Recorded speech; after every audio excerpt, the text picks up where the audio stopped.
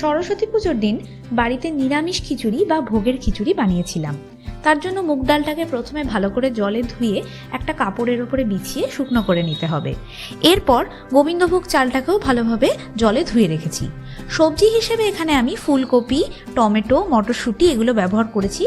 আপনারা চাইলে আলু, গাজর এই সবজিগুলোও ব্যবহার করতে পারেন। প্রথমে কফিগুলোকে ভেজে আলাদা করে তুলে রেখেছি। তেলে গোটা জিরে, তেজপাতা ফোড়ন দিয়ে ডালটাকেও ভালোভাবে ভেজে নিতে হবে। ওর মধ্যে লাল লঙ্কা, টমেটো কুচি দিয়ে কিছুক্ষণ নাড়াচাড়া করে চালটাকে ঢেলে দিয়েছি। এরপর হলুদ, লবণ এবং চিনি দিয়ে সবটা ভালোভাবে মিশিয়ে মটরশুঁটি ও একটু আদা বাটা অ্যাড করেছি। তারপর কিছুটা জল দিয়ে ঢাকা দিয়ে রাখতে হবে। জলটা একটু মরে এলে ওর মধ্যে ভাজা কফিগুলো দিয়ে দিতে হবে এবং নামানোর সময় ঘি দিয়ে নামিয়ে দিলেই কিন্তু এক্কেবারে রেডি। খেতে কিন্তু সেরা হয়েছিল।